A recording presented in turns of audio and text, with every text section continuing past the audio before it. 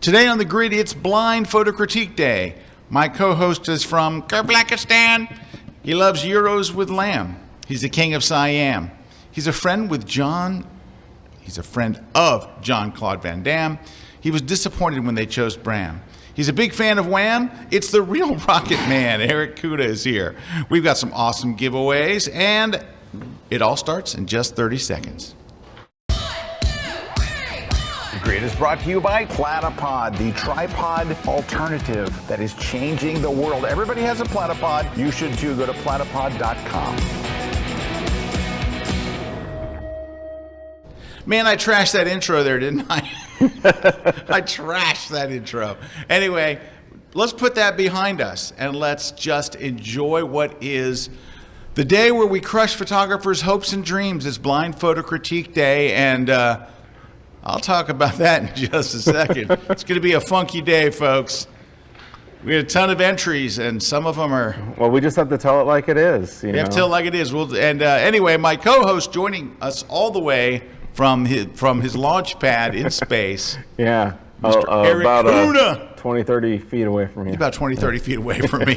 Anyway, good to see you again, Mr. Kuna. Yeah, great to see you, Scott. Hey, before we jump into this, we had a lot to cover, so I can't talk for a whole long, but just real quickly, man, did we have a great Photoshop World last week. Oh, yeah. You know, it was awesome. One of our staff members sent around a list of comments that people, and so many of the people that commented had been to the real in-person Photoshop World. Hey, I'm going to read you one here. I'm going to read it right off my phone. So a friend of mine, and I think she's been to 9, 10 Photoshop Worlds, sent me a note. I'm going to read it to you here.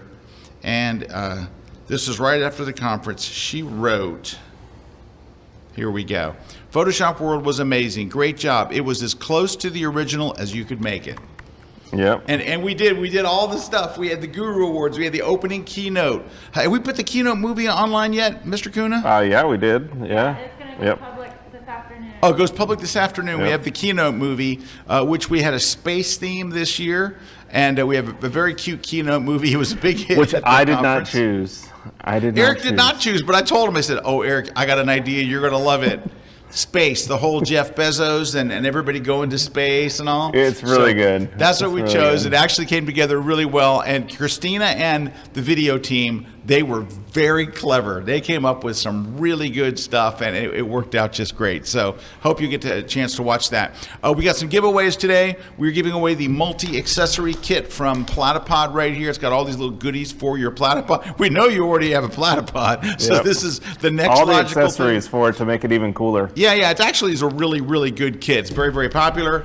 We're giving away a copy of my latest book, which is the Lightroom 7-point system. But it'll only be my latest book for a little while because I just finished another book today, yesterday. So yesterday it is the travel photography book. So that's going to be coming out for the holidays. So that's coming up, and we also have the Nick Collection 4. We're going to be giving away the whole entire Nick Collection 4 to somebody. Yes, and we want to welcome On1 Software. On1 is giving away their No Noise AI. We're big on no noise for rocket shots, right, Mr. K? Oh yeah, you know what? It's. I was just saying this morning is I haven't checked out No Noise AI. We will be. I'll have to check out No Noise AI. I mean, that's how it happened. I mean, right now. I've been on DxO's Pure Raw because I was on Topaz. Somebody told me check out DxO, so you check it out, and theirs is better. So you just kind of, figure out what's best for you. Anyway, we're excited to be giving away all those great prizes today, and tell them how they enter, Mr. K. And I'm going to. So all they're going to do is they're going to leave us a comment in the comments. Tell us where you're from, if you got any questions, stuff like that. But tell us what you want to win in the comments, and then we're monitoring that, and we'll pick a winner at the end of the show. There you go. That's how it goes. All right, let me get. And then now we're getting ready to hopefully have a positive photo critique so let me just day. real quick just tell you what we're going to do here. So it's Blind Photo Critique Day. If you're not familiar with that, we have asked our viewers to send in pictures from 3 of their best pictures. We said send us 3 of your best pictures, and then we're going to give an honest critique. But to give an honest critique, we're not going to be mean, but we're just going to tell you how it is. And so, I put a link now when I put the link up to get the critiques, and I go, make sure you're ready to accept a critique. And I gave him an article where we talk about what a blind critique is like. The reason it's blind is we don't want to embarrass anybody. We don't want to say anybody's name. So there's no name shown. And unless we don't even know. We don't know put who a they watermark are. across your whole photo, then. Right, yeah, if you put a watermark. I don't think anybody did today. I think Okay. I was able to see some of the images, and I tell you, there are two trends that you're going to see today in these blind critiques. Okay. Number one, over-processing. Like way over-processing to the extent that it's almost like the old HDR that we thought we turned our back on. Number two is you're going to see people who took two really good shots and then a shot that's absolute trash and you can't even believe you're it. like, did you hand that to another photographer? What in the hell happened with this last shot? Did you hand your camera to somebody else? It was just on your roll? I don't know. So you're going to see a lot of that today, but we're going to dive right in. We're going to go 2 minutes on each one. Hit the timer, Mr. Kuna. Let's go. And we're going to start with our very first one. All right, so we have 3 images is what we should be seeing from everybody, right? Okay. Yeah. All right. So photographically, I think it's all pretty nicely done. Yeah, that wasn't that bad. But here's the problem. These are all way overlit. Yes, especially that first one. That first one is a great shot that just like it's flashy. Yeah, but you know what it is? What we're trying to do with flash is replace natural light. Yeah. It's not supposed to look like I turn my flash up to 100. All of your flash looks like it's at 100. You gotta back it off and make it subtle. If you really want to see a great example of this, because it would fit very well with like the photo you have here, go look at Joe McNally's work. Oh yeah, well, because he's like the master of blending. He is, but you can really quickly look at his stuff and see 2 things that he does. I mean, Joe does that. I do not want to minimize what one of the greatest photographers. I get what you're saying. The 2 main things. 2 things that you will see is he uses something you need to be working on, which is called fall off, where the face is bright and then it gets gradually darker. It doesn't go to black, but it gets gradually darker. In other words, you're doing a portrait of someone, their face is the focus, their face should be bright, and then it should gradually get darker. You can do that in a number of ways. You can do it in post-production. You can do it with flagging your flash. There's a lot of things you can do. You're not doing any of them, so that's step 1. The other thing that Joe does is he gels his flash. You are not gelling your flash, so the light looks white and it looks unnatural. It looks very flashy, right? And people look better with warmer skin, and everybody here, they kind of have like a blue tone and like a more of just like a cool white, and then you can see behind there's a bunch of tungsten light in the bar, and your eye just goes to that unbalanced light. Yeah, and if you want to nail this shot, you can't have everybody kind of evenly spaced. Go look at Annie Leibowitz's group shots that she does for Vanity Fair. They're phenomenal, but Annie would have grouped 3 people together and 2 people together. They would have had their own space, and then she would have lit each person individually. So this is way overlit. You're not gelling anything. This is probably the best one because the overlighting isn't as obvious, but it's still overlit. And you're not doing the fall off. So while you have the basics of photography down, like your composition's good and all that, your locations are good. You got a lot of the right stuff. Yeah, I mean that's the one thing to say here is it definitely is not bad. It's a good foundation. You just have to sculpt light better. That's it. Yeah, but you can fix this. This is easy to fix. You could take these images up by a dramatic amount. Yeah. Right. So, all right. So that's it. Right. That's one, and I started off with a pretty good one. It's actually good photography. So don't take me wrong. It's just when you see something like, ooh, they could fix these 2 things, and man, that would help a lot. Okay, here we go. Next one. All right, we call this double amputee bird. Yeah, bird with no feet. Duck doing nothing. And okay flower. All right, so technically, did you do this right? Eric, I'm going to ask you a round of questions about this photo. How's the exposure? Yeah, technically it's good. Exposure good? Yeah, focus. Did they use the light right lens? Yes, they got that background. Is it sharp and in focus? Sharp, yeah. Guys, this is exactly what I talked about in my keynote presentation at Photoshop World. You've gotten all of the technical stuff right, but that's just the first step. You're missing I need to make a good bird photo. You're just covering the technical stuff, and you got the technical right. It's important to have those, but this bird is not doing anything interesting, and you cut off his feet. This duck is not doing anything. It's just, yep, that's a duck, check mark. Like if you went to Wikipedia and said, what's this duck look like? Like that. That's usually why those animal shots have gesture, like the animal's doing something that you normally wouldn't see. It's the same with humans. You want a gesture. Yes, and the flower, it's okay. I think you're going to see a flower a little later, and you're going to go, oh, that's what I should have done. So they're all okay. They're all technically good. Technically, yeah. I mean, look at the background's out of focus. Yes. The flower. And you just need a lot better looking flower. A lot better looking flower. And a duck doing something It's not a camera setting problem, or this camera lens, or the camera body, or that's it. Any of that. You got to stop worried about your lens and equipment. Start worried about your composition, and actually getting the animals. If you're going to be shooting wildlife, you got to get the animals doing something interesting. Yeah, it's really with wildlife. I mean, from the times that I've shot, it's patience. It really is patience. No, it is absolutely. Yeah, and knowing the animals. Yeah. There's a shot. Ooh, I know where that is. You know where that is? Man, I definitely know where that is. Yeah. Okay. So I could see the 500 other photographers around. Yeah, the 500 other photographers. The only thing you did here, there's two things you did wrong. For the classic shot, the sun is supposed to be touching the top of the arch, not the bottom of the other mountains. And also, number two, that does not look like F-22 for the f-stop. Yeah, for the burst. Because the burst would be thinner and brighter and more awesome at F-22. I don't think that's it. Let me go look at. Can we open it and see if it shows? Yep, look at that, F-11. Yeah. F-22, and wait for it to get a little higher, and you would have had that epic shot. Still not bad. I mean, come on, it's still pretty good. All right, so, but I just, that would have fixed that. This is all right. I think what you're relying on is the clouds, because it's a great cloud scene. Yeah, I mean, it's awesome clouds, good light. But let me ask you a question. There's some distracting things. Why did you leave a road sign in the middle of your photo? Come on, you got a big road sign down here. You got a telephone pole and another sign. Like, come on. Yeah, because I know exactly where they shot that. That's on the road to Capitol Reef, which that is Capitol Reef National Park. And this is nice for a daytime shot, because it's obviously shot later in the day because you're looking at the light. It's not bad. It's not killer. It's all right. I think in this case, the clouds. This is going to sound weird when I say this. The clouds might be distracting.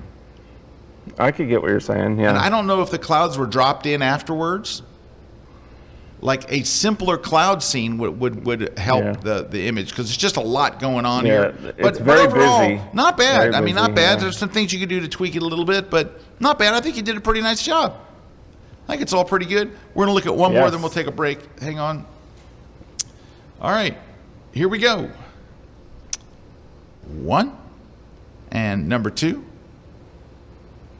and number 3. Oh, we're all over the place there. All right. This one is so over retouched. I would say that this is the maybe up for over retouched photo of the year on the grid. It's just kind of a blurry mess.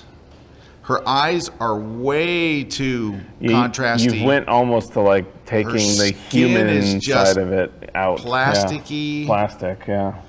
Yeah, and the different skin tones. Her arm is green. Well, and you've got the light, the hot spot on the forehead there too. Yeah, that hot spot doesn't bother me too much.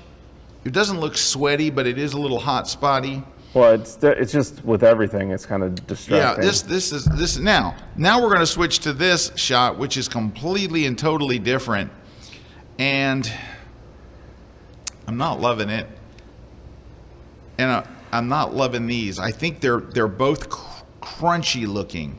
Like you've kind of pushed these post-processing wise. You definitely went to like make them look like paintings or some kind of like. Take a look at the clouds. Look at the clouds. They have drop shadows. Yes. If your clouds have drop shadows, you've taken your post-processing way too far. So yeah, I mean, it's not a rockin' shot to begin with. It's not like whoa, but the fact that you've like you've pressed it so far. Look, do you not? It's got drop shadows. Look at the drop. Yeah. That is a telltale sign. Like when I'm teaching it's just editing, I'm like, overprocessed. if you see drop shadows, you pushed it. This looks like you took the clarity and went to 100 and the texture and went to 100 and your highlights are too bright. You need some work on your post all the way together. Now, same thing here. It's not a particularly interesting subject. Yep, there's some bikes parked in the street. And look at the glows. There's glows around stuff. There's white glows.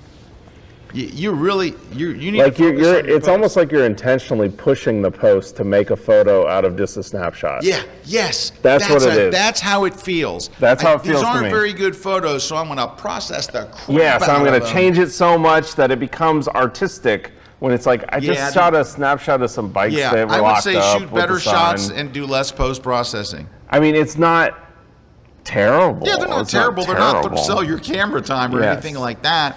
They're not bad, and we can just- kind of see what you're trying to do, except for here. We can kind of see what you're trying to do. Yeah, that But made sense, right? work on your post. It's an okay photo that you're pushing the post processing to make it artistic. Yeah, Yeah. and just less is more. Just do less. Do less stuff. And I feel bad. Especially on the everybody's portrait, gotten yeah. hammered so far. I feel terrible. Yeah. I don't want to hammer, but I know we've got some great shots coming up, and we've got some other ones that are going to get hammered. But we're not going to hammer anybody till we come back from this short break. So coming up next, we're looking at more photos. We're going to do some shout outs, and we'll see you on the other side. Hang on.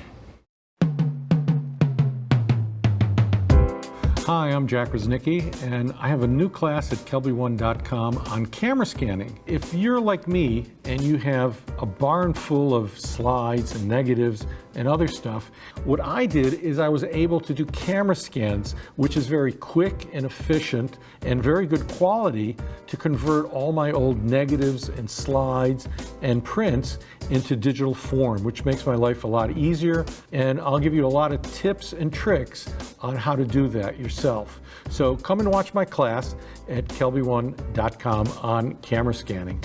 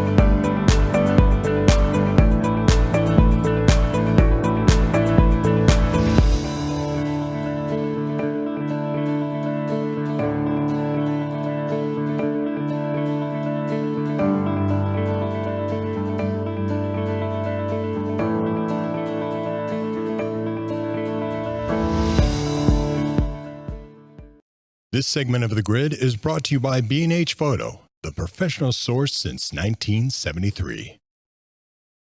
Hey everybody, Scott and Eric here. We're doing blind photo critiques. Got a couple of quick shout outs for you.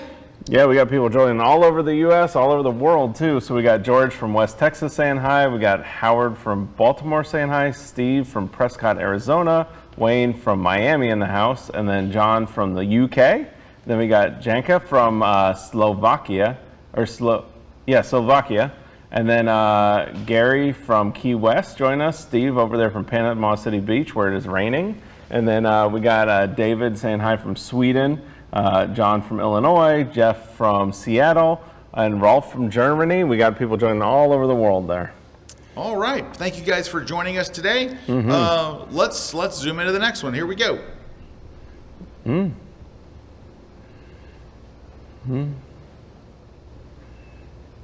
Well, they're Nice. definitely going. They're going out at the right time. All right. Nice. All right. This one is, I really like this one. I love your sunbeams and everything. I would only just say one thing. Your water doesn't look like you used an ND filter. It looks like you went to F22, which is the next best thing if you don't have an ND filter. But yeah, that's what I was saying. The water's just not long enough. Let me go look. Not long enough. Let me go look. Let's see what they did here. Maybe I'm wrong. F22. No, F22. There you go. Okay, so F22. And then they dropped down to ISO 50. Yeah, they dropped the ISO so to the they were trying the longest they could. But I'm telling you what. And you needed like a 3-stop or a 5-stop. I like the soft post-processing. I mean, there's a lot of great things. I love the tone. They did a lot of good things here. It's probably a little crunchy. Yeah. So back off your post-processing. But I like the dreaminess of it. Yeah, the dreaminess is great. Yeah. I would drop the post-processing by 20% and then and take an ND filter with you. So and this is very nice. Yeah. The only thing about this is I'm not quite sure where to look. I'm assuming it's this winding road here. But it's a beautiful shot overall. And then you have the whole thing of it's like a wider angle distorted pano kind of thing. Yeah. Yeah. Which is not terrible. Now this is really, look, we know you have an ND filter. Yes. There's your ND filter right there. And that's not the Academia Bridge, that's the Rialto Bridge in Venice. And very nice. And you know, that waterway is heavily trafficked. And it's very choppy and nasty, and you made it beautiful and smooth and silky with an ND filter. I know exactly where there's a little cafe right there. Like right there where you're standing, there's a little wall and a cafe. You got a great angle and great composition. It's just good. It's all good. And overall, you're just doing a really nice job. Just the last one's definitely that one's the one. That's my favorite. Yeah. But you know, I love Venice, so I'm predisposed to like it. All right, let's look at another one. Good job though. Going on at the right time. That is going on at the right time. Yep. All right, let's see what we got. Speaking of time. Okay, I'm going to start here. All right, I actually just wrote about this in my book. And the thing that I wrote was a trap that photographers fall into. This looks different than where I live, so it's interesting. In other words, they're taking a picture because, oh, look how cool this looks. I don't know what that is. Is that Havana? I don't know where exactly that is. I don't think it's Havana. But no, it could be Spain. I don't know where it's at, actually. But anyway, it's just a scene of nothing. It's like you're in this beautiful place with these beautiful scenes, and what do you got? Some traffic, and there's the city, and yep, that's what it looks like if you're standing there. But there's no character, there's no romance, there's nothing to draw me in, there's no story. What do you want me? What do you want us to look at? Yeah, like is it the guy on the bike? This is a snapshot. Cars turning. This is a snapshot taken with a nice camera. There's just nothing. This is it's just a half a car. It's just not a shot. But I think you hit it on the head. That's what, when you see it as somebody who's taking photographs, you go, I've never seen this before, so it must be interesting. Right. This is one that you share with your family. Yes. Remember when we were on this street? Remember how busy it was? But this is it's not good. I don't know what's going on. I know what you're trying to do. I'm not even sure what you're trying to like. Well, I think you're trying to show like some layers between the thing in the front and the wall. It's just flowers running into a light pole. And then your last one with the part of the car in it. Yeah, now that would work if it was like the car, you were back and you see the frame of the car and it's like looking out onto a scene, but it'd have to be perfect. I know what you're trying to do there, again, like you're saying, but it's just nothing. It's a frame of a door of a car. It's in bad light. You got a bunch of look at the rows of dead trees. Like what was the mound of here? It's dead stuff that they're going to burn or something. Yeah, it's not. Yeah. All right, so. But it definitely probably looks different than if you were from Florida. Here's what your thing is. It's not a camera problem. It's not a lens problem. It's not a gear problem. Your exposures are fine and all that stuff. It's none of that. So this is not a camera issue. This is a vision and creativity issue. Go to 500px.com. Type in the name of where these places were. Look at the images that people are putting up there, and you're going to go, Oh, yeah. Mine were just snapshots out of a moving car. You gotta. Yeah, I mean, you could get Yeah. yourself to the interesting place, but if you don't put yourself in front of the Yeah. places that are interesting there, that's some harsh stuff. All right, Mr. K. it's like if you're going to go to Portugal, you go to Porto, right? 2/3 of these are for you. This first shot is really for no one. Here we go. Oh, that was from the last one. Sorry. All right, we'll start with this. This is a vacation family photo. Oh, there's the kids on the beach, and you took a shot, and it's a sunset. Sunset happens, by the way, every single day, everywhere in the world. Yeah, it might mean more to you because you're on vacation there. Right. It might mean more to you because of the people in Yeah, it, but you it really remember is just a what a great night it shot was. It's of not a bad sunset. picture, but it's not bad. It's a vacation. It's a family vacation photo. Yeah. All right, now this one looks like I came to make a picture. Yeah, I love But the composition there. You know, where you have the Milky Way core, even though it is dead center, it works the way the composition is because you got the landscape in the foreground, adding that landscape element, and then you've got the arch of the Milky And Way it's lit coming with down. something. It's light Yeah, painted. I mean, it's either light painting or just All light right, pollution. so Mr. Kuna, what are we going to do to the post to make this look better? Well, I would take first, and I'd actually, with the Milky Way shot, bump up the clarity, where a lot of times you wouldn't, where I wouldn't. It'll start cutting through that haze. Oh, You yeah. see it? How about a little dehaze? And then dehaze as well, but not too much because it'll start shifting it. Right. And the other thing we might do is actually, it's a little cool. We might pump it up, and you're gonna get some color in the Milky Way then. Pardon Bless me. you. And then the other thing that you could do is just start maybe pumping. I actually like the highlights. Well, you could try moving the highlights because you get that light pollution. But the highlight, if you start pulling it out too much, you're going to get some of the core missing there, but you don't. And then, but yeah, you're going. I don't know. My monitor, you're going a little far. I am going a little far. There's no doubt. Yeah, you're definitely going far in the underexposed, but anyways, just The cutting through it a underexposed little too bit much more. here. I probably put too much contrast here. Yeah, there you go, right in there. But yeah, what you did there is you cut through that kind of murkiness. You're shooting at such a high ISO, and you're shooting for that period of time, it starts getting washed out, and you have to cut through that washed out. This one's even more washed out. Now you got a little light pollution going on there too. But we right? could do the same thing. And the other thing that's going on in this one is there is a green-blue tint to the whole photo. You can actually see it. So we bumped up the clarity a lot. And then we don't want to add any texture. That'll just add noise to the stars. And then we want to probably take and warm it up just a little bit. And then it's got a little green tinge to the whole thing to me. But that's on my monitor. There you go. Right? But yeah, just cutting through that haze, bringing out the Milky Way. The other things you could do here would be to actually light paint with a brush that building up there to kind of make it a little bit more pronounced.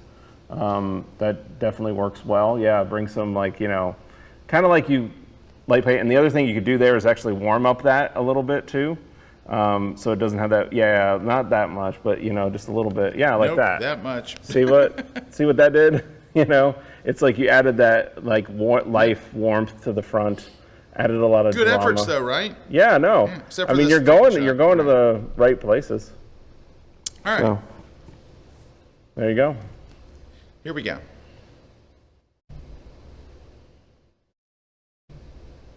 All right. I would ask the photographer, why did you take this shot? What is it about seeing the dirty undershoe of someone? That's what my mind. I mean, if it was just the lower part of the shoe with the shadows, maybe. Now I still wouldn't take the shot. No. But it maybe. But seeing the dirty bottom of the shoe, yeah, that's nasty. It just that. But the whole thing is even if you did just get the bottom of it, you'd look at it and go, okay, that's a shoe. Yeah, Yep. it's. That's I a mean, shoe. but Here. again, you could take the effort to crop out that distract. I mean, seeing the bottom top shoot, it's doing nothing. Doing nothing. There. Yeah, I mean, What'd you could say do about that. this photo? You could do that, but that's about it. You'd go, And it's a shoe. It's You're not just a going to go, shoe. wow, amazing shoe, incredible shoe. It's just a shoe. All right, so, and then this. What is this even a picture of? If you had to give it a name, you could just call it Messy Forest. Yeah, and it's Where do I look? And what's the subject? And you can't just say the subject is the scene. There's got to be a focal point for a photo to be. I think they're trying. It's that path thing. They're seeing photos of people shooting past, but you got to have the path. That's lead to somewhere, or fall off to something, or go into a mountain, or intersect with a. This is the best, hands down, of the three. I'm not sure I would have left this stick and this log sticking into it, and there's some funky post-processing happening over here. It's the best of the three, but you got to go to 500px too. You did some things. You did some things right. You got down low. You got down low, which was right. Yeah. But you got down low for nothing. It wasn't. There was no foreground element to get down low to. Yeah. It's not leading lines. There's nothing. It's go to 500px and type in forest. You know, give me a second here. Yeah, like forest path. Pop off and look Try at Erik. like forest path on 500px. Show Erik. Yes, just so I show can me. get this. Look. Hello. Hello. Control Hello. room. Hello. Hey, go. how's it Show going? Erik. Give me He's a going to go second. look for a forest path. Yeah, is what he's give me a gonna second do. here. Because Hold I think that's what you're going for. You're going for something where it's like the what are those? The dark hedges in Ireland, Ireland, yeah. where you've got that row, and then the road kind of falls off into the forest. Well, I'm gonna look at just like that's what forest. you're going for there, but that was not really a path. That was a path to. There was no path to nowhere. It's like there's no leading line. It's There's a path to nowhere. There's no subject like he's talking about. There's just nothing. The subject, while it could be the forest, it wasn't telling you anything. And now he's still looking for. Well, there's so many to choose from. Yeah, forest path is what we want. And then with the other one, here's one, and it's not phenomenal, but it's all right. The path really stands out. Yeah. In this picture, and there's just a ton of them. You can just look all over the place, and there's all kinds of little paths. Like look at this one here, and this one, and this one, and this one.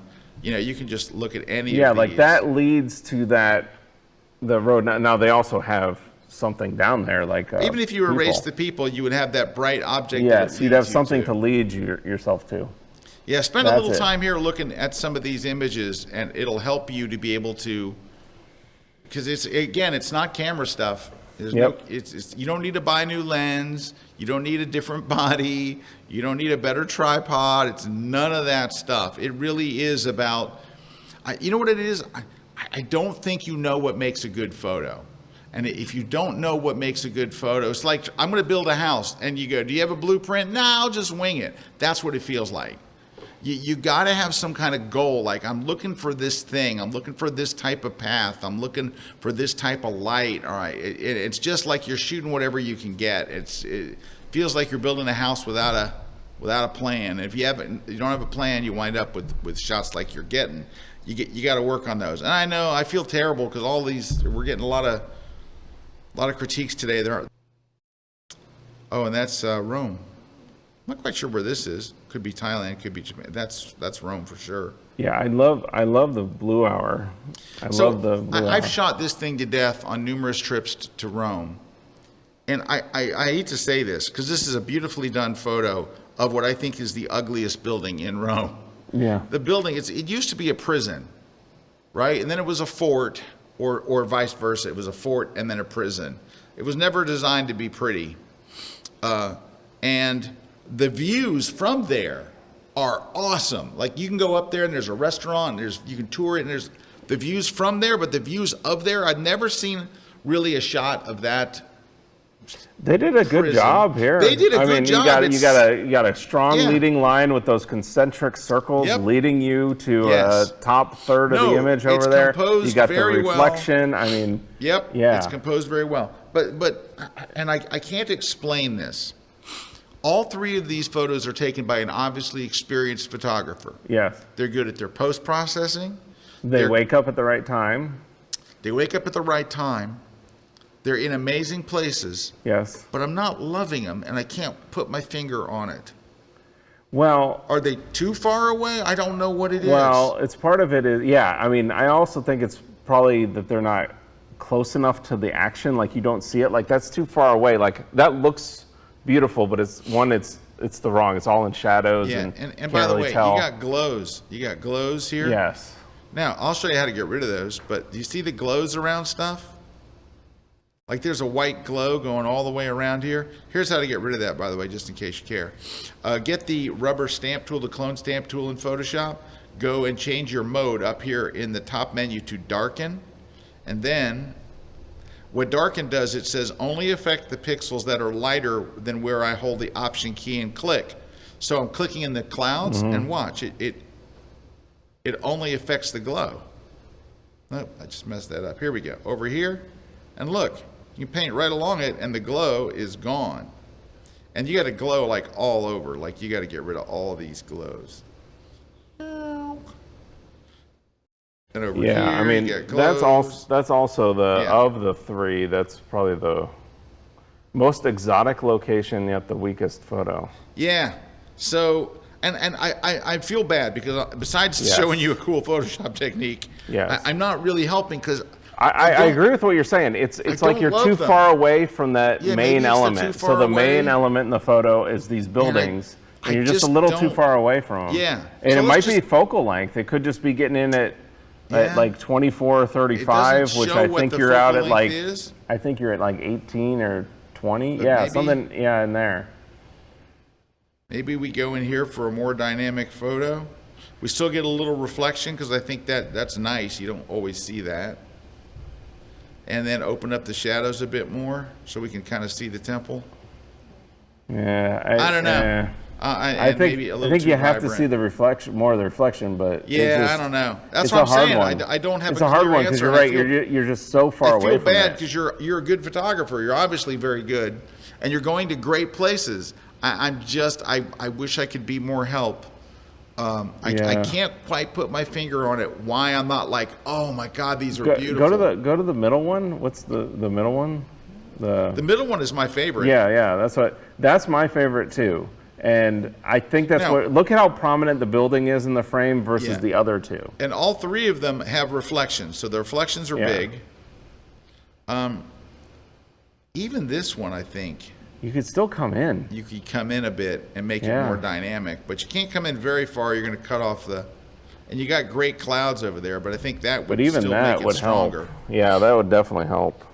Anyway, but I'm not being a lot of help except for maybe what Erik and I are both echoing is tighter would make them more dynamic. All right. We're ready for a break, thank goodness. So let's take a short one. We're coming back. We're going to try to get through 20 images today. And we're well on our way, so stick with us. We'll be right back.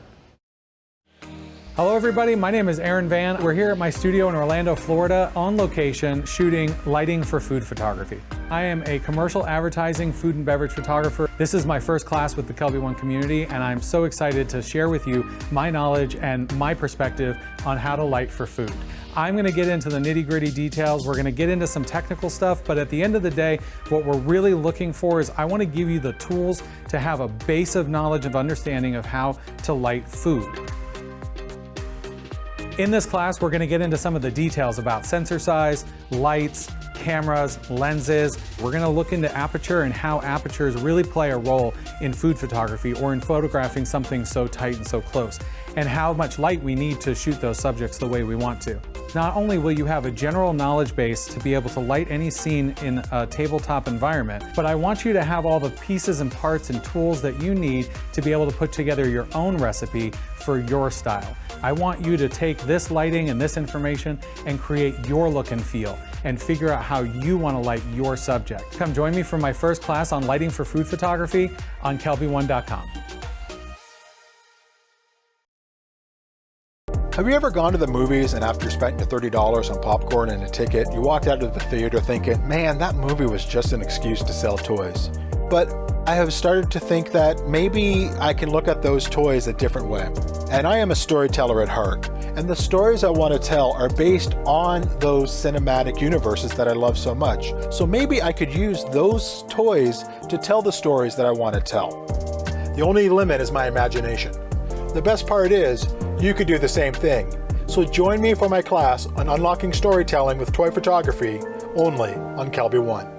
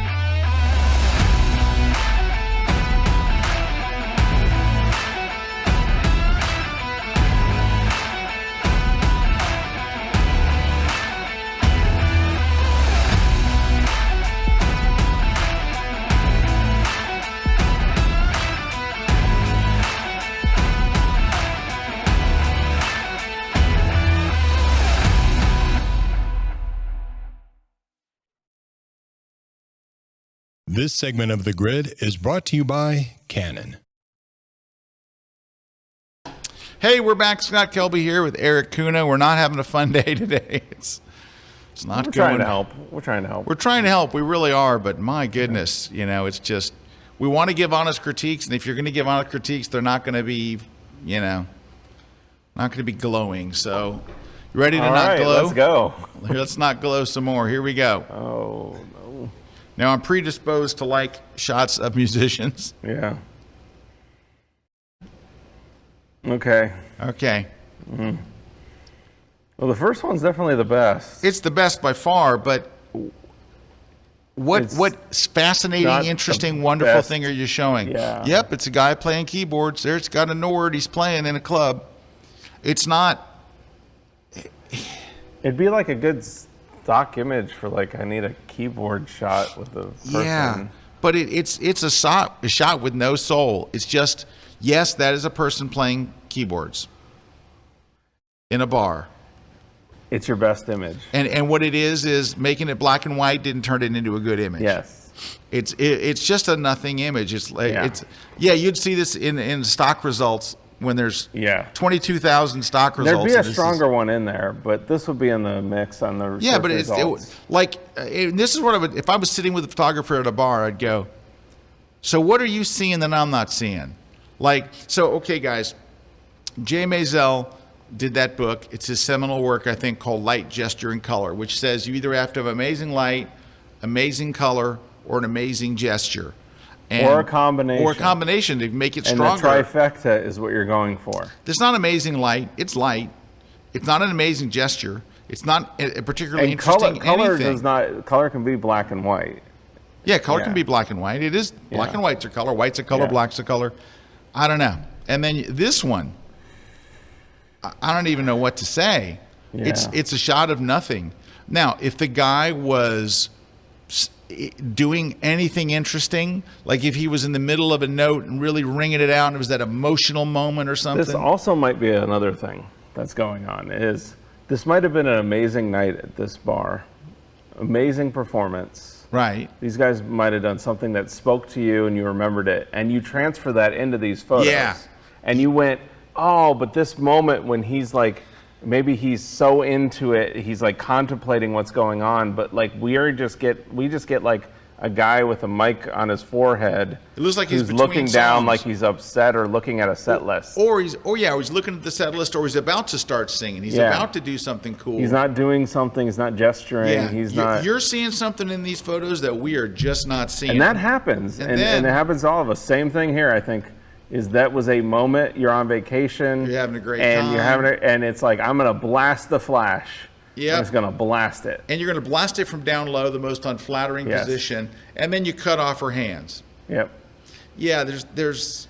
But I imagine you smell the air, the sea breeze. Yeah, you're in the moment. You hear the music going on, and we don't get any of that. So we talk about this quite a bit, which is when you look at these photos, you're remembering an emotion that, man, that night that band was cooking, and I can't believe they let me up on stage to take that picture behind the keyboard. And man, remember we were at that that luau. That's not a luau. Luau, so awesome. We're at this, God, luau's are the worst. We're at a luau, and we're just having such a great time, and we're all having so much fun, and the pork, the pig slowly spinning on the spit. And you're just hula dancer without hands. And you see every bit of that when you look at these photos, and what I see is a guy looking down.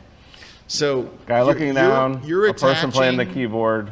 Emotion to these photos that the people looking at them are not going to have any context or any way to do that. I think that happens, and I'm sorry we're beating this up, but that happens more often than not when you're starting out. You have to be able to distance yourself from the emotion that you bring to the photo. All right, let's move on because I want to get as many photos as we can. All right, here we go.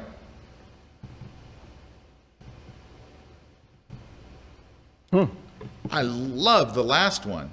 I actually like the last two. Yeah, this one's good too. Yes. It's kind of interesting because you see a car up there. Yes, and the light. This is kind of. I just love the scene. It's an interesting scene. And there's a path that leads you somewhere, and something's happening. Yeah, and you look straight to that car. This is just wonderful. Yeah, that's awesome. It's a little crooked, as is your other shot. Let's just go to the geometry. And let's just get that horizon line kind of straight. There we go. That's straighter. Yeah, that's better. Because look where we were, right? It was tilted pretty badly. It could actually use a tad more, I think. All right. There you go. So look at the difference. That was, come on. All right. But that's I do really like that. That's definitely the strongest shot. Right. Then this one actually is good too, but it's crooked as well. Yeah. I think it's the... just a little bit. Yeah. Watch. Wait, I'm in the wrong program. Hold on. Too late. I blew it. Okay. It's crooked. It's a little crooked. Not bad. Not like the other one. Not like the other one. The first shot is crooked. Well, the first shot is the weakest because you're just not sure which boat am I supposed to look at? It's a sunset with the boats. Now, if you were willing to do a couple things. Number one, flip and straighten it. That's number one. Number two is, if you were willing to take the time to get rid of the other boats and just leave one boat, this would be so much more of a strong picture. Get rid of these, get rid of that, get rid of this, get rid of all this. And it's going to take you a minute. I'm just doing it really quick and sloppy, as you can see. Let me see if I can use the patch tool to get rid of this mess, because it doesn't seem like it wants to go away. Let me line that up. There we go. Get rid of these goobers here. Yeah, you got to spend a little bit more time on this. Yeah, I'm doing this like super slop job, so to do better than I'm doing here. But if you just left that, and then I think you could also get rid of some of this nothingness. Then you can crop in that side and hide some of that stuff anyways. Yeah, because that's not doing you any favors. I think you could wind up having a stronger shot. When you have all those different boats just kind of in there, you don't know where to look and all. I think that, but at the end of the day, it's another sunset shot. Sunset happens every day at that time. And at every beach in the world, it looks like this. And it felt very special at the time. Yeah, your other ones are much, much better, much, much stronger. But you're doing a good job overall, which is nice to see. And you're getting to very interesting places. Yep, here we go. Ooh, nice. It's a nice macro. I love it. Okay, look at this flower. I love that. That's a flower shot. That's a flower shot. Remember the one we showed you before? And you're like, yeah. All right. Nice. And the vibrant reds, and you got a shadows, really the nice highlights. And close. You got a nice flower. Great light. The only thing that I would do if it were me, I would cheat. I would select probably one of these petals. You're going to try to put a petal in there? Yep. Yep, I see it. Now this is going to be a hack job, much like what you just saw a minute ago. But if you spent just a few minutes with it. Yeah, just a few minutes, but you got to fill in that gap over there. Yep. Now to do that correctly, you're going to need to mask away, hold on, the edges here where the other flower overlaps. Because you want that. Yeah, but I mean, if you spent 10 minutes, yeah, you could have that perfect. Maybe not even 10, just to get it back there behind the other. Looking for where the edge is. There it is. All right. Just to fill in that gap better than I did. But you see what I'm saying? Yeah. Like it draws your eye to the gap. Yeah. You don't want to be looking in the place where a petal is missing. So anyway, but really great shot. So that's an awesome shot of a That's flower. an awesome shot. And you knew I do not like insect shots, but this is a good one. Yeah. This is really well done. It's super close. It's also soft and interesting. These are just, your use of color is phenomenal. Well, and you've got something interesting happening, yes. You've got something interesting happening in every shot. Yep. Plus the lighting in every shot is great. Can you imagine framed these three on the wall next to each other would be terrific. Those, like we were talking, those earlier, flower shots, macro shots, those are macro shots. Good job. Good Great job. Here we go. Wow. I love this first one. Yeah. I think the lighting is so subtle and nice, and you got some little Photoshop highlights and stuff going in there. I really like all of them personally. Yeah, they're all really good. I love this second one. Yeah, I love like the styling. The only thing colors. you got to fix, this is so good, is you can see where the light's coming from up here. Mm-hmm. So what if you went in there, right, with You're the going to take a little bit off the background. Darken the exposure, and just have it match just. Yeah, just pull a gradient. Happened? Oh, wrong thing. Wait a minute. Do I have the graduated filter? Yes, I do. All right. Just up there to darken, to make it match the rest of the image. Oh, just too much. Bad. No, that was it added the second one. Yeah. And maybe pull the highlights back. No, it's great. Drag it a little further. What if we rotated it, Eric? What if let me go rotate it a bit. Come on.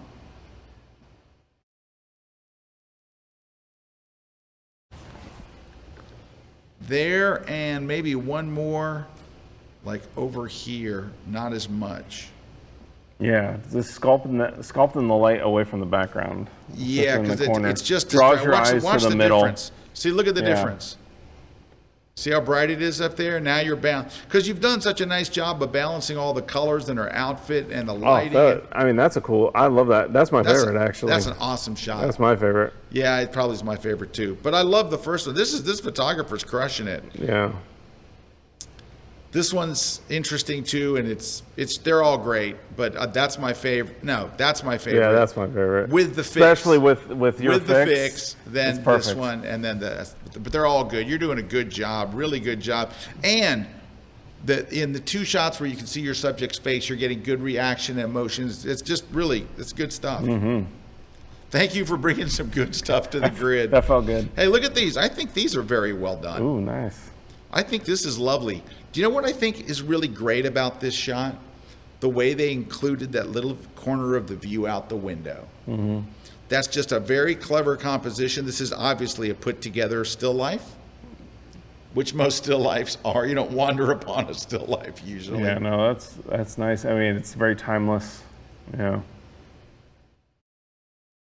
That's very nicely done. This is my least favorite of the three. Yeah, definitely the first one's the home run. But the first one is phenomenal. This one's very nicely done. Nice.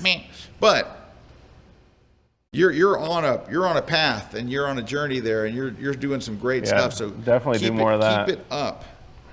Reminds me of Brigitte's work. All right. Ooh, we like planes, don't we? I do. So this is interesting. this photographer has taken the shots and turned them into art. Yes. So can I tell you what these look like? Somebody's setting these up to sell. Like these are like, you know what I mean? Yeah, I know exactly what you mean.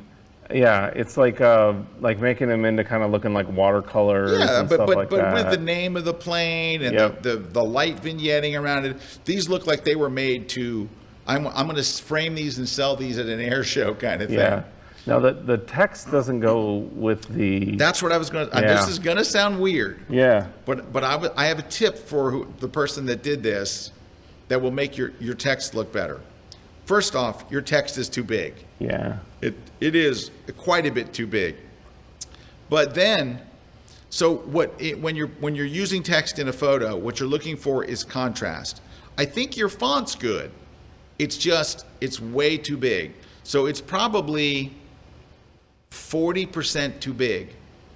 But then the where it says Korean War Hero under it, I would use the same font, but use two things: a lighter weight, right? So that it looks like you're using a bold weight for the top, for the headline. For the subhead, use the same font, a lighter weight. So if that is bold, you're going to use light.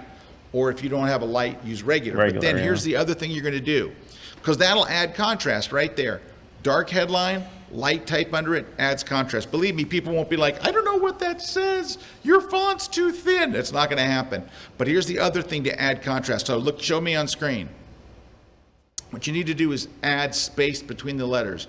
Track the letters out for Korean War Hero. So the top letters are tight and the bottom letters are wide with lots of space between the letters. It'll spread out a little longer, which will make it, you have a stacking thing where you've got big letters and then real small. So go big letters and then have that with the space will make it feel more balanced. You'll adding two different types of contrast. Spacing and weight. So otherwise, they're great. They're great. But let's fix that text and maybe even get it down a little lower. That would definitely help. But the photos are on the money. Yeah. They're clean. They're so clean. Like, look at them all. Like, look, they're on the runway and it's clean. You're not seeing a bunch of junk behind it. Here, you're not seeing a bunch of junk. You got nice propeller spin. They're just really nicely done. And these are very, very saleable images. All right, let's move on. Oh, now, come on. They look nice from the thumbnail. Come on. So this is that place where I wouldn't hike to in the Dolomites, and then you see a photo like this, and you're like, man, I should have. This is just beautiful. Oh, yeah. That's very nice. I'm not crazy It about could be better color. Yeah. And that's beautiful. Looks like Tuscany. Gorgeous. This photographer is rocking it, and they're doing what's necessary. And look at the light. Look at the light. Man, that first one too, and it's all of soft. And look at the light here. Everything has got a nice soft feel. I mean, these are wonderful images. That image right there, I'd be entering that in every contest. I love that one. All right, we got to take a pause. We got to take a quick one. We have some more images. I want to try to get through them. We also have our winners of the software and all that stuff coming up. So all that happens in just like 30 seconds, maybe 45, could be 50. Could be 2 minutes. I don't know. They don't tell me. I'm Jefferson Graham, a California-based writer-photographer, and I've got a great new class for you here on Kelby One, how to photograph one of the most beautiful cities in the world, San Francisco. There are so many iconic shots of the city by the bay, from the Golden Gate Bridge to the Painted Ladies, crazy Lombard Street, and those unforgettable hilly streets.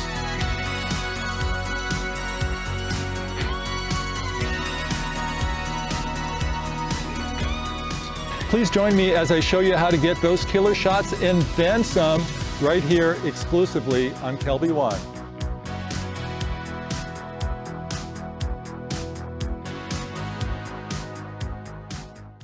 Would you believe us if we told you that you could fit studio lighting in your pocket?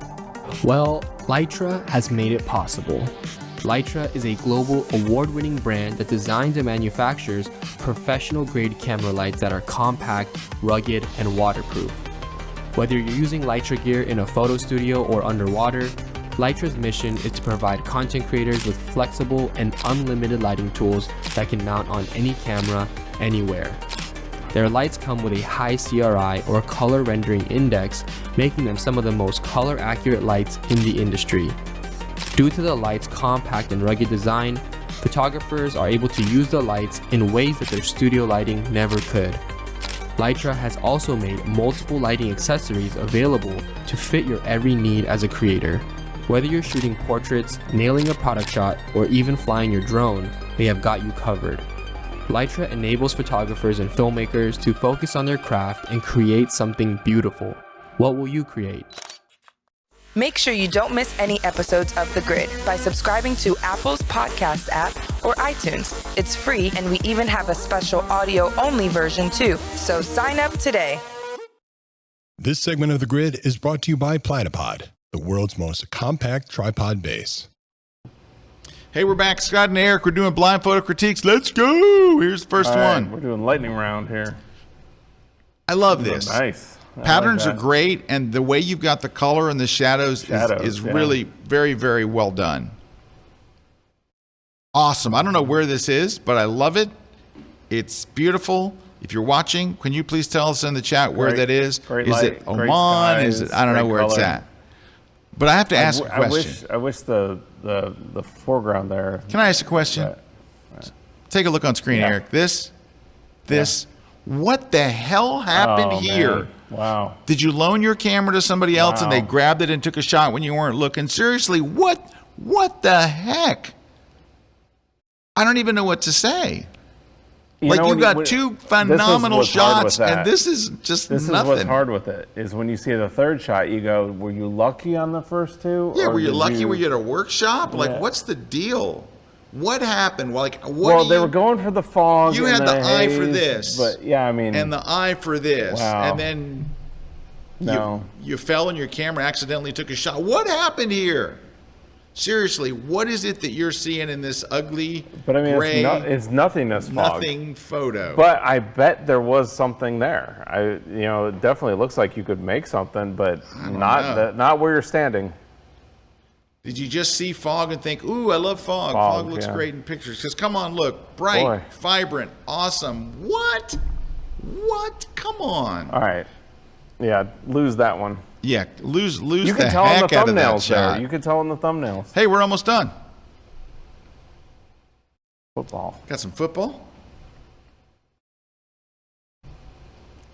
All right, so the good things are you're getting somewhat peak moment of action. I don't know if getting the hike is actually a peak moment of action. You got him blocking and running. That's not so bad. This is kind of, it's a guy running with the ball. Yeah, but that one tends to be kind of the strongest. I actually talk about this type of shot in my talk from the keynote. So go watch my Photoshop World keynote where I actually talk about this exact type of shot. Now, but that's not the problem with these shots. Your problem is you are way, way, way over-processing these shots. Way over-processing them. They're way too colorful. They're way too contrasty. They're way too vibrant. Too much clarity and everything. All right, you can tell the uniforms are kind of getting dingy. Yeah, that's what I was going to say. First step is do not add clarity and stuff like that to white uniforms. It makes them look dingy and dirty. Number two is use clarity or the texture slider or both of them together on detail areas like the ball and like his helmet and like their helmets and stuff. It looks too wrinkly. It brings out every highlight. Right. So you're saying use like a local brush. Yeah, yeah, just paint over detail. Right. Their faces look funky. Like, look at his face. It looks weird. Like, don't paint over their face with this stuff. And the grass, that doesn't look like real grass. It doesn't even look like AstroTurf. It doesn't look like artificial turf. It just looks It's just funky. starting to look just fake. Yeah, you just, like you're beyond fake. Yeah, you're it's way over the top. It's not 20%. It's like 60, 70%. Way over the top. It doesn't even. It just starts making everything look dingy. Yeah, and it looks fake. It looks weird. It's not. You got to get off this stuff. I mean, you got to get off the. You got to get off the clarity. You got to get off the clarity. Step away from the clarity. Yeah, too much open shadows. Everything is just all too much. So you just got to back off. That's where you're at with those. All right, what do we got here? 2 more? That's it? All right. All right, 1, 2, 3. Boy. All right, so some very interesting cars with a lot of bad stuff happening around them. No, I'm gonna help you out here. You're gonna make some great car shots. Yeah. Thing number 1 is you gotta do it later in the day. Now this one is the one that is the best shot because your angle is down low. I would say get down lower, but here's what your big problem is. You could probably make that into something though. If you but here's your issue. Look at all these reflections of other cars and trees. Guys, if you look at professional car shots, you don't see all that crap. The pole in the background sticking out of the car that looks like this pole and it's just not a good background. You got a great car, a but leaf can I tell you sitting something? in front of the car. Yeah. There's a lot of detail missing in here. So, like for example, you should see that grill detail in here. Hold on.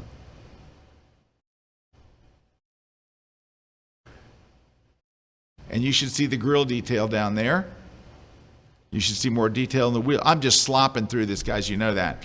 But none of that will fix the problem that you've got terrible reflections. There's a reason why they carefully position the cars. Now you turn the wheel and all that. You're down low. You're doing a lot of things right. But here, let's go to the next one. This one. The first thing you got to do is, well, it's weird and crooked. So let's try to fix that. All right, so weird and crooked aside, you have all the reflections of the lights overhead showing up on the car, which is really bad. Go get the, am I in Photoshop? Where's my toolbar? Hang on. Oh, now what have I done? Open. All right, jump off me for a second. Jump on to Erik for a second with the camera and let me figure out why this is not. So, yeah. There we go. I got it. The thing with all these shots. I got it. Sorry. All right, back to Scott. All right, look, you got to go in here with the brush and get rid of all of these things. Every one of these that you got in here that are just random shots from overhead in the shop aren't going to help you. So get rid of those, get rid of this, get rid of all this. This, that. That's just kind of step 1. Get rid of every little weird light reflection that's not supposed to be there. They're not highlights. Those are literally the lights from above, right? And this is the problem shooting cars. I tell you, I've shot cars before a lot, and this is the problem with it. It's spending that time cleaning them up. Yeah. And then you've got. It doesn't matter what you do; they're all they're just reflective you're shooting surfaces. It's like shooting into a mirror. Yeah. Right. All right. The third one, this one. I'm going to show you a couple things real quick. Let me go. Wait. Let me go back to that. I want to show you something that's commonly done in retouching. Okay, go ahead. Yeah, but on that one, with that one, when you bring it back up, you talked about positioning of the cars. Yeah. And I just think you got to work on the positioning too. All right. Let's click this. And let's go and watch. This is very commonly done, what I'm going to show you here. All right, I made a little path. I'm going to make it into a selection. I'm going to fill it with white. I'm going to blur it. That's a good tip. And then I'm going to lower the opacity to add a nice highlight. You see this a lot. Yes, like you're intentionally creating a specular highlight. I drew kind of a funky. It's kind of a funky. And that might be a little too much. Yeah. Well, I don't think too dramatic. I think my shape is too stupid. Yeah. It's a little much. Yeah. And my position for it is not great either. Let's maybe put it up here. But anyway, this is very commonly done. And then what you could do is watch, add a gradient at the end to where it fades away. Other way. Like that. Yes. That looks better. So look, I'm going to turn it on and off. And so that's commonly added. Little highlights there. And you can decide how bright you want it. But the other thing you got to do is you have to go. So this is your initiative. This is the hard part of being a photographer. You got to go and talk to the owner of the car, the owner of the garage or whatever, and say, I would love to take a picture of this car, but there's another white car right behind it. Yes. Can you move it out? And then you got to get rid of the hoses and stuff. Yeah. All that stuff's got to go. You could leave the tires, but you got to get rid of that other car. And you could say, well, I don't know the owner. Yeah, this is the hard part. You got to go. Hard part, yeah. This is what Erik does all the time. But that's where you go to the last one, and I look at the last photo. It almost looks like you positioned that car. Yes. This car was positioned. I Agreed. mean, maybe it wasn't. No. But I mean, you're running into the mailbox on the one side. You got that barrier on the back side of the car sticking there. You got the container behind it. There's so many things going on that you had control over the placement. You got to be concerned about the background just as much as the foreground. Yes. And that's Everything what I think Erik with said. that is like you had control of this, and you did the right things. Like Scott was saying, you turned the wheel. That was a big one. He's A not lot of down people low don't enough. do that. He or she is not down low enough, though. Yes. That you need to be. You look like you're standing. I mean, or you're maybe definitely leaning up over. above that fender. You need to be on your knees. Yeah. This is when a platypod comes in handy. Yeah. You need to be down really low. Now, I'm going to give you one more thing before we go. Now, this is going to be very crude what I'm going to show you, but your problem, again, is these reflections. If you can do this in the right location late in the afternoon, like at almost sunset, an hour before sunset, you can get a solid line there of the sky, and you can get rid of almost, oh, look at this, you got parking lot and junk in there. You have two options here. Option number one, go in with the healing brush and take out every single line. It's a pain in the butt, I know, but that's what you got to do. Wow, it's not letting me here, I'll have to use the clone stamp tool because it wants to keep picking up other areas. And just go in and get them all. See that little gap in the highlight here? You got to get rid of that gap. Oh, I'm in darken mode. I'm like, why isn't this working? Yeah, that'll do you. Get rid of that little line there. You just got to clean this car up. Yeah, simplify and go everything. through every one of these and then get rid of them. Now, at some point, it's going to become too, like on this fender, and there's going to be places where you're just like, so here's what you do. Add a new layer. Go sample the color of the car. So let's just say we choose this color here. It's kind of a reddish. Get the paintbrush tool, and you're going to have to paint over all of this. And it's going to look bad. Just give me a minute. Oh, don't paint over the highlight. I'm just doing this quick because we're running out of time. Now, it's not going to look right at all. As you can see, it looks like I'm painting over the car. Just exactly what I'm doing. That's exactly what you're doing, yeah. Yeah, so I'm just painting over the car. This is, you took the spray paint can of the flat. Yeah, but what you're going to do then is you're going to go in here and add noise. Go under the noise menu, go to add noise, and it brings texture back. Make sure it's Gaussian and monochromatic, and I got way too much noise on here. So let's go to 2, maybe 2.5. And if you do it right, it actually can look really good. That looks kind of like Bud. But when you take it away, this is really to show you, look at all the junk that was there. You got to clean all this stuff. And I'm going to show you a shot that I did. Hold on. Give me a sec. Can you bop off me for a sec? Yeah, but that's what it is. It's managing your backgrounds just as much as your foregrounds a lot of times. And then also, if you could just get to a place where you do have a simpler background, you might actually be able to find parking lots that don't have lines in them, or places where you're not going to have trees in the skyline like Scott was talking about. If you start shooting later in the day, you're going to start getting very straight lines, straight horizon lines if you're in a place without a lot of trees or buildings around you. So if you're going to get into shooting cars, you got to like find those locations you can put the cars that don't cause a lot of work. That's why a lot of these the professional guys go into those big studios and do that. All right, so here's a shot I did of a red Tesla. In a studio. In a studio, but I added the background, the texture you see there. It was a gray, it was a white cove, but it was that we found locally. That we found locally. Asked them and we rented it. Called them up and asked if we could shoot in there. Yeah, They that's said all we yes. did. But look at the sides of the car. Those are all done using the technique that I showed you. The reason is we're in this big studio. everything in that studio was reflected in the side of that car. And Erik was with me. Yeah. And we spent Putting on hours B-flats and all trying this to stuff. hide it and move stuff and just cover it. But at the end of the day, you couldn't get rid of it all. So I sent this shot to Tim Wallace, who is the god of all car and luxury item photographers. And Tim's like, dude, you got to clean this crap up. And he was right. So I did the technique that you see where I just showed you, where you paint the color on the car. And look how nice and clean it is. I still have highlights in places and stuff. And it took a bit of doing. This was not a 5-minute project. But you know what's funny is the background was a 2-minute project. I laid the background on top, switched to what you call it? Yeah, overlay mode. Yeah, because it was just a gray solid background. Give me a second, I'll see if I can find the gray background. Hold on. Yeah, but that's the key with that is a lot of times finding those locations, finding those places that put you in a better position to where you're not taking out a bunch of stuff. And I think that's the key with the cars, because everything's reflective. Everything's reflective.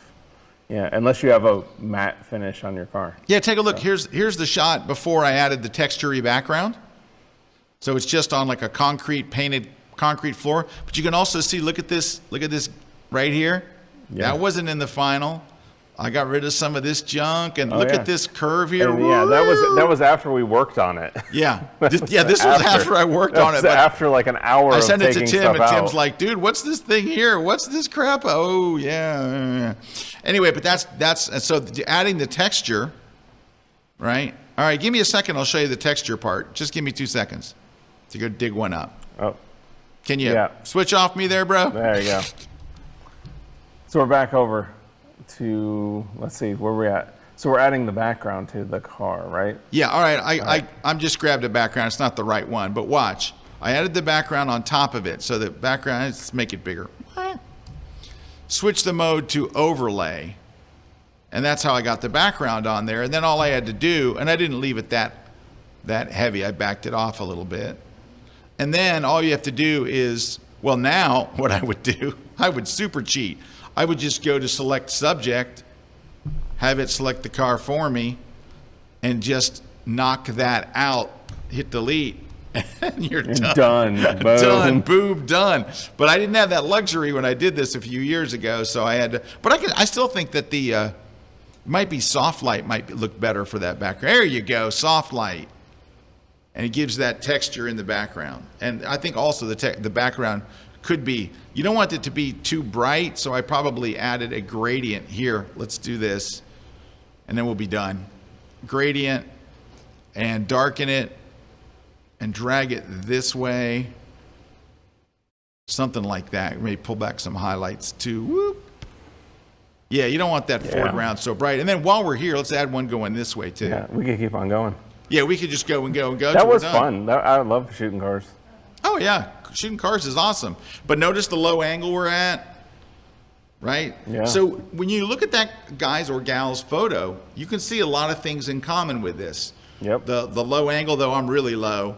That's the difference.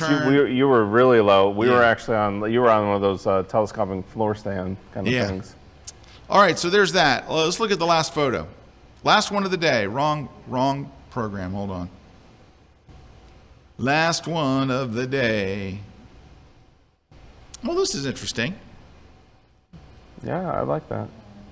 But wait. The one, I really want you to see this next one, Erik. You ready? Come on. That is a phenomenal shot. I love that one.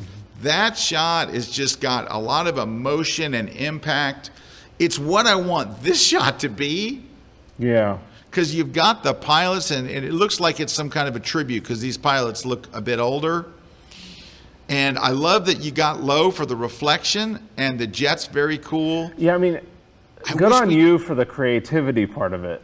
Like getting the reflection, not cutting off part of the plane, all that stuff, like good. But the last one has just got so much. This one's kind of, I don't know. Now I know it's very hard to get prop spin a decent prop spin on a helicopter. We know because we've tried many times. Yeah, I mean, I got to get down at 1/30th. Yeah, it's hard to do, and so the prop spin looks a little funky, but the background is not helping this shot. The background looks stuck in, and the background looks kind of funky. I don't know. It does. So this is, I think, a shot with tremendous potential. I almost would want, and see if it fits me, Eric. I would almost want those pilots way far forward. Yeah, like they're blending in with pilots the are plane. too far away, or you just can't tell. Yeah, they kind of get lost. They get lost. I would love to have those same pilots 50 or 60 feet forward and have the plane a little bit out of focus in the background and really make it about the pilots and the plane instead of just a scene. It's kind of all running together. Yeah. It's got great potential, but this one, dude, that is the shot we dream of. That's the contest shot. Dude, that's the contest shot. That's the what shot? That's the contest. That's the contest. Yeah, that's the contest winner. That's phenomenal. That's the one to enter. All right, we're so far over time. Yes. We've gone way too far. Eric, let's hit us with the winners. Yeah, we got some winners here. So we got Jennifer Sansbury's winning the Platypod, and then we have or the Platypod kit, and then Adam Colvin's winning the Nick collection, and then we have Shannon Barnard winning the 7-Point System book, and then JCD is winning the DxO software. So there we go. Just email us over there at gridprize@kelby1.com. We'll verify your information, and then they'll send you out your prizes. All right. For everyone who got a harsh critique today, which was almost everybody, the reason why we do these is to help you along your path. Not just you, but the people that are watching as well that might see the same things in their own photography. So please take it in the vein that it was delivered, which is truthful, but trying to help. And in some cases today, we got a little stuck and weren't able to help as much as we would like. But we're trying to come at this from helping you along the path. We get lots and lots and lots of letters from people. I get personal emails and notes of people that said, I was so angry when you did my critique because I knew you were right. Well, or we've been doing these so long that I've actually had people that have said that in the years ago, that now their photography is phenomenal. It's come so far. But it was, and then the one person I think was very critical at first, then took it to heart, started changing, and you could see that change happening. See the progression, yeah. And now it's like light years.